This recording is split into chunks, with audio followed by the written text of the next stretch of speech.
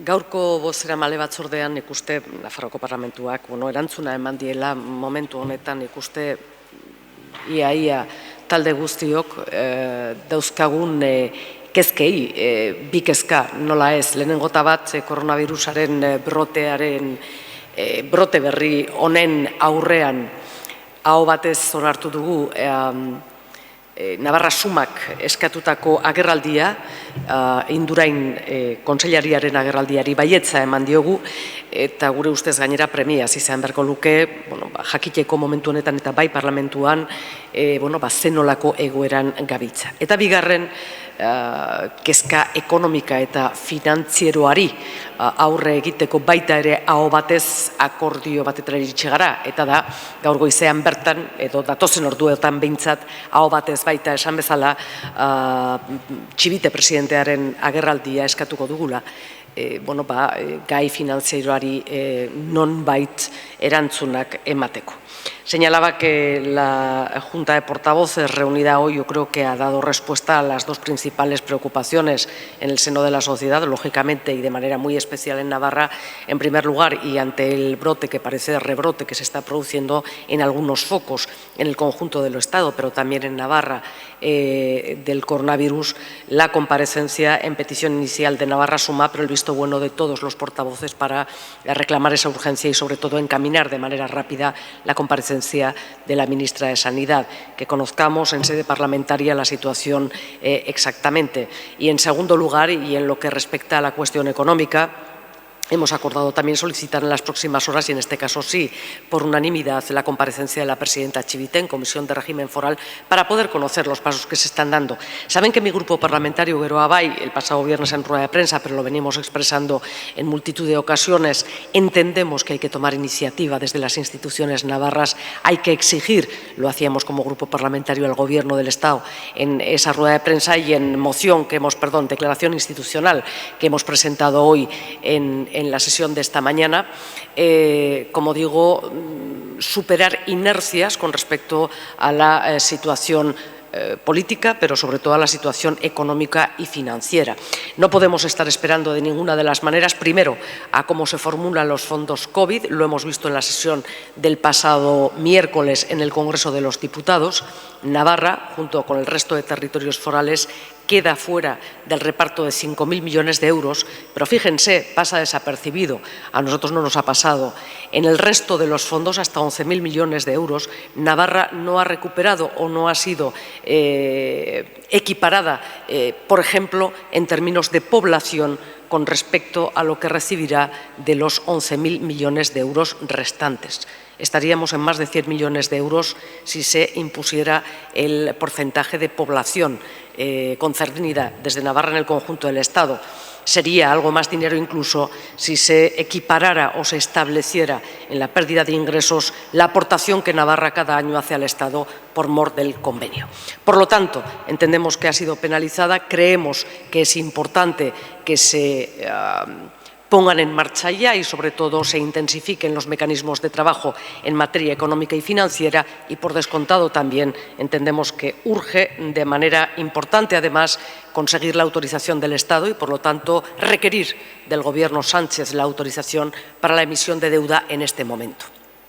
En un momento, además, especialmente delicado. Estamos viendo que en el Consejo Europeo que se está desarrollando a lo largo de este fin de semana y hoy mismo lunes, los números, las cuentas que se nos habían hecho desde el Gobierno central no son de ninguna manera lo que vamos a terminar viendo. Y esto terminará penalizando también al conjunto de la economía estatal, pero por supuesto a la Navarra. Es importante, por lo tanto, que tomemos nuestras propias decisiones porque así lo establece el autogobierno, porque así lo establece el convenio, pero yo diría más, porque así nos lo exige, por lo tanto, la responsabilidad que asumimos desde nuestra propia posición. Y en este sentido, expresar también la satisfacción por el apoyo casi unánime, no lo ha sido del todo, pero casi unánime a la comparecencia de los sindicatos de la red concertada de educación, la presencia de la representación sindical después de conocido el pacto, el acuerdo de la patronal con el Gobierno de Navarra con una presencia sindical exigua. No lo podemos comprender, lo hemos dicho también, creemos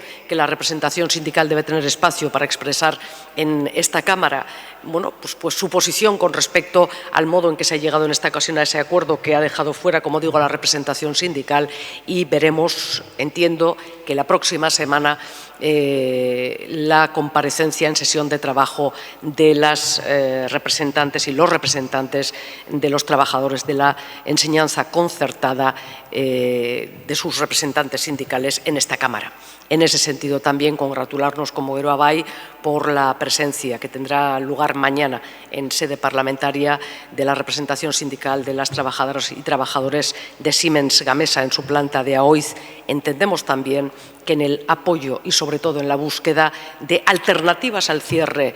presentado o la propuesta de cierre presentada por la empresa, entendemos que conocer de primera mano el compromiso de estas personas con esta planta debe ser uno de los elementos que nos reafirmen en la negativa a aceptar, desde luego no con resignación, ese cierre. Y por descontado, si tiene alguna pregunta que hacer. No me y además, sabiéndolo o no me corresponde a mí, sino al propio Gobierno de Navarra, el confirmar la cifra que yo creo que es oficial. En cualquier caso, en lo que ya hemos conocido, insisto, estamos por debajo, y además en el gasto de salud, de lo que por población nos debiera corresponder. Y por lo tanto, en ese sentido, yo creo que la queja desde Navarra y desde sus instituciones tiene que llegar clara y fuerte en ese reparto. Dicho esto, y con respecto a la AIREF, yo creo que la AIREF lleva avisándonos ya de muchas cosas mucho tiempo, muchas de ellas además, creo que es poner en valor la situación exacta. En estos momentos dice la AIREF que la situación de no ingreso, claro, deja comprometidos los presupuestos. Esto es de una evidencia aplastante, pero dice más la AIREF. La AIREF dice que Navarra tiene una capacidad de endeudamiento que haría posible, una capacidad dentro de sus propias posibilidades de endeudamiento razonable, una capacidad de endeudamiento que podría hacer frente a este 2020, que, como sabemos, y por mor de nuestro propio autogobierno y por nuestra propia ley de convenio, sabemos que el déficit y los primeros golpes, digamos, de la situación económica y financiera van a llegar antes a Navarra que a aquellos territorios, aquellas comunidades que no tienen régimen fiscal propio. Va a llegar antes a Navarra, va a llegar antes a Guipúzcoa, a Vizcaya y Álava. Que la recuperación también previsiblemente llegará antes, pero que ciertamente ahora estamos urgidas a buscar una solución financiera para hacer frente a lo que 2020 nos viene diciendo. Y, por lo tanto, pues no puedo más que decir que sigue siendo la Autoridad Independiente Fiscal Española uno de los elementos y uno de los, digamos, organismos que nos permiten tener mayores certidumbres, nunca certezas en este momento, sobre cuáles son las necesidades de nuestra